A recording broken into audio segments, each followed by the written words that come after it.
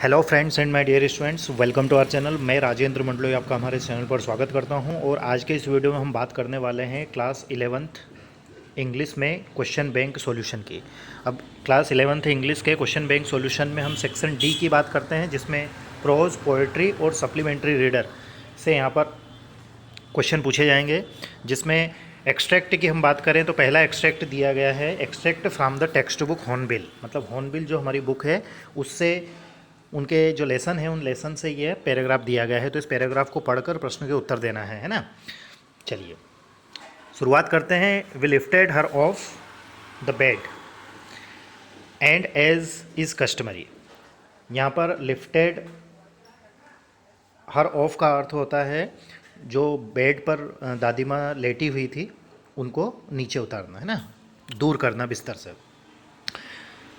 As is customary, जैसा कि रीति रिवाज है। मतलब कस्टमरी ये है कि जब कोई पार्थिव शरीर होता है तो पार्थिव शरीर को जो बेड रहता है बेड से उतार कर ग्राउंड पर लेटाया जाता है। Laid her on the ground and covered her with a red shroud. Shroud का अर्थ होता है कफन। फिर उनको ग्राउंड पर लेटा कर लाल कफन से ढक दिया गया। After a few hours of morning, morning का शब्द का अर्थ होता है दुख, ठीक है। मतलब कुछ समय के शोक विलाप के बाद, घंटों बाद, we left her alone to make arrangement for the funeral. Funeral का अर्थ होता है अंतिम संस्कार। क्या होता है? अंतिम संस्कार। फिर हम अंतिम संस्कार के अरेंजमेंट के लिए चले गए।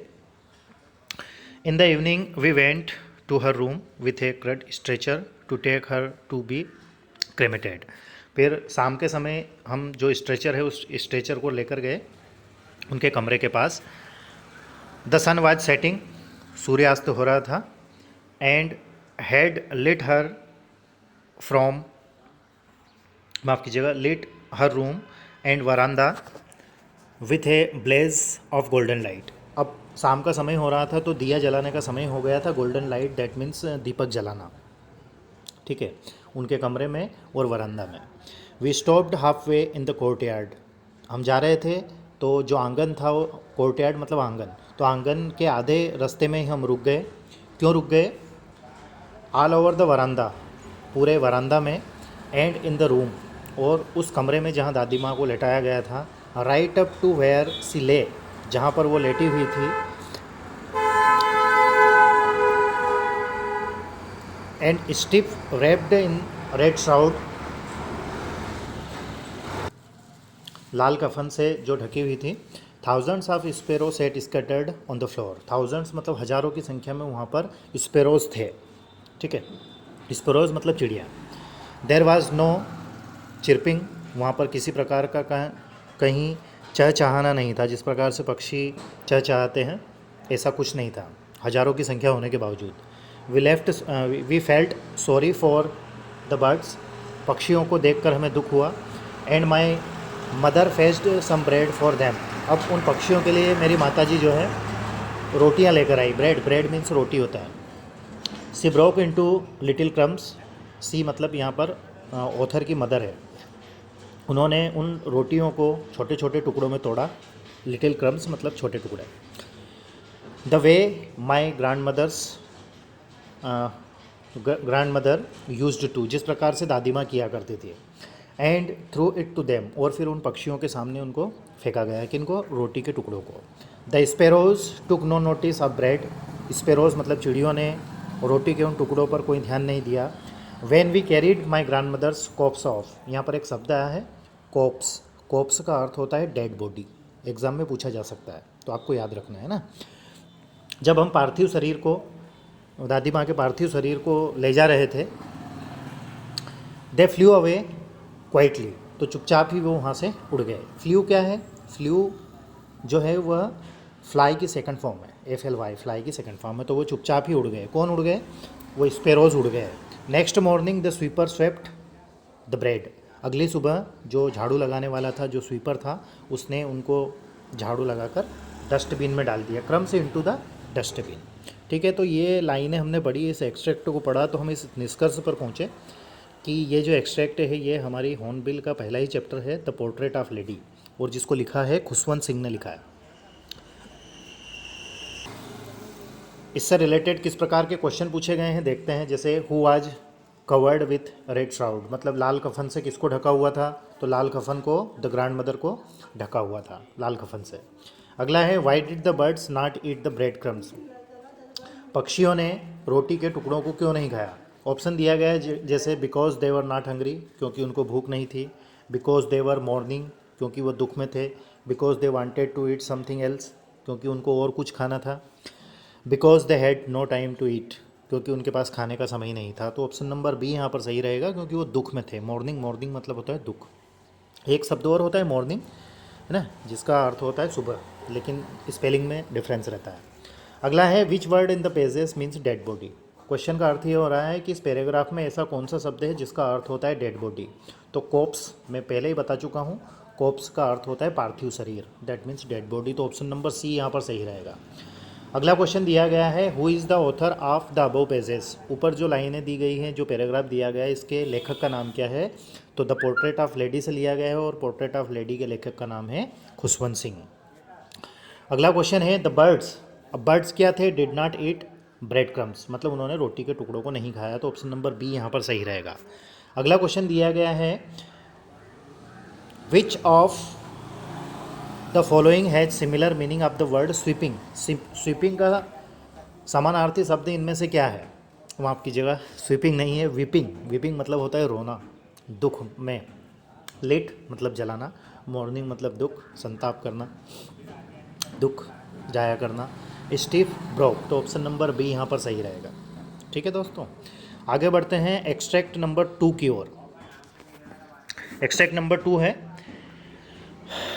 इन जुलाई 1976, जुलाई 1976 की बात है। माई वाइफ मेरी, मेरी पत्नी जिसका नाम क्या था, मेरी था। सन सुजैन, माफ़ कीजिएगा जोनाथन, मेरा पुत्र जिसका नाम जोनाथन और उसकी उम्र 6 वर्ष की थी। डॉटर सुजैन 7, और मेरी पुत्री जिसका नाम था सुजैन और उसकी उम्र कितनी थी, 7 वर्ष की थी। And I set sail from Plymouth England to duplicate the round the world voyage made 200 years earlier by Captain James Cook. लगभग 200 वर्ष पूर्व कैप्टन जेम्स कुक द्वारा जल यात्रा की गई थी। वर्ल्ड वॉयज, वॉयज का अर्थ होता है जल यात्रा। उसको फिर से हम दोहराने की कोशिश की, मतलब हमने उसको फिर से दोहराने का निश्चय किया हमारे पूरे परिवार ने, जिसमें मेरा पुत्र जोनाथन, पुत्री सुजैन थी और मेरी पत्नी थी जिसका नाम मेरी था। फॉर द लॉन्गेस्ट टाइम, काफ़ी लंबे समय से मेरी एंड आई मतलब मेरी पत्नी और मैं, 37 ईयर ओल्ड बिजनेसमैन, हमारी उम्र लगभग 37 वर्ष की थी और हम बिजनेसमैन थे, had dreamed of sailing in the wake of the famous explorer and for the past 16 years we had spend all our leisure time honing and seafaring skill in British waters. पिछले लगभग 16 सालों से जब भी हमारा free समय रहता था, लेजर टाइम रहता था, लेजर का अर्थ होता है फ्री टाइम, जब भी हमारा फ्री समय रहता था तो हम सी फारिंग स्किल को इम्प्रूव करने के लिए ब्रिटिश वाटर में प्रैक्टिस किया करते थे। और बोट वेव वाकर मतलब है उनकी बोट, बोट मतलब होता है नाव, नौका। उनकी नौका का नाम था वेव वाकर।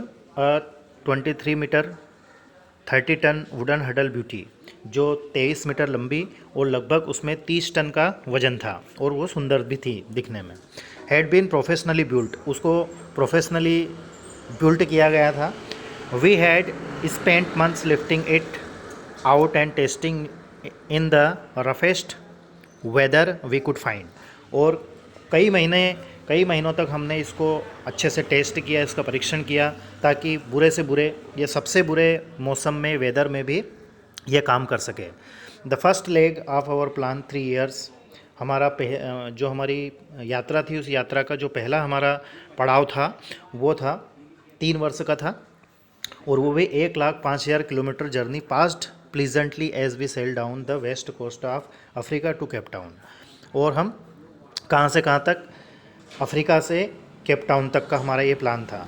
ठीक है, तो ये जो एक्सट्रैक्ट दिया गया है, ये extract we are not afraid to die, जो हमारी हॉर्नबिल में लेसन है, उस लेसन से लिया गया है। ठीक है, तो चलिए शुरुआत करते हैं पहले क्वेश्चन की ओर। What was the occupation of the writer, writer का ऑक्यूपेशन क्या था। ऑक्यूपेशन का अर्थ होता है व्यवसाय, तो राइटर का व्यवसाय था, वो बिजनेसमैन थे। देखिए यहाँ पर लिखा हुआ है, ये लिखा हुआ है 37 ईयर ओल्ड बिजनेसमैन। ठीक, क्वेश्चन नंबर 2 की ओर चलें तो व्हाट डज सी फारिंग मीन। सी फारिंग का अर्थ क्या होता है? सी फारिंग का अर्थ होता है रेगुलर ट्रेवलिंग बाय सी। ठीक है, अगला है what was the name of their boat. उनकी बोट, उनकी नाव का नाम क्या था? तो वेव वॉकर था। ठीक है, अच्छे से हम पहले ही समझ चुके हैं। अगला है which of these is similar in meaning of leisure. Leisure शब्द का सिमिलर मतलब पर्यायवाची क्या है? अब कई बार वो क्वेश्चन में सिमिलर के स्थान पर सिनोनिम शब्द का भी इस्तेमाल करते हैं, तो आपको कंफ्यूज नहीं होना है। सिनोनिम मीन्स होता है पर्यायवाची, समानार्थी। तो लेज्यूर का अर्थ होता है फ्री टाइम। अगला क्वेश्चन है 200 years ago around the world voyage was made by James cook. तो ये बात सत्य है, ट्रू एंड फॉल्स पूछ रहे हैं वो। 200 वर्ष पूर्व कैप्टन जेम्स कुक द्वारा जल यात्रा की गई थी, तो ये सत्य है। अगला है give verb form of word explorer. Explorer की वर्ब फॉर्म क्या है? तो एक्सप्लोरर की वर्ब फॉर्म होगी एक्सप्लोर। क्या होगी? एक्सप्लोर। ठीक है दोस्तों, तो आज के इस वीडियो में हमने class 11th English question bank में 2 एक्सट्रैक्ट किए हैं। वीडियो यदि आपको पसंद आया हो और इसी प्रकार के वीडियोस यदि आपको चाहिए आपके एग्ज़ाम के पॉइंट ऑफ व्यू से महत्वपूर्ण, तो आप मुझे कमेंट्स करके बताएंगे। साथ ही आपके फ्रेंड्स, रिलेटिव, क्लासमेट्स के पास इस वीडियो को शेयर करेंगे। मैं इनकी प्लेलिस्ट बना दूंगा जिसमें आपके सारी चीज़ें, चाहे वो नोट मेकिंग एवं समरी हो, सेक्शन बी जिसमें कि राइटिंग स्किल पूछी जाती है, जैसे लेटर, एप्लीकेशन, रिपोर्ट वगैरह, है ना, तो उनके लिए मैंने प्लेलिस्ट बना रखी है। प्लेलिस्ट का नाम है राइटिंग स्किल। ठीक है, और आपको किसी प्रकार का कोई डाउट या कोई क्यूरी रहे या कोई स्पेशल टॉपिक पढ़ना हो तो आप मुझे कमेंट्स करके ज़रूर बताएंगे। Thank you very much for watching and please take care of yourself.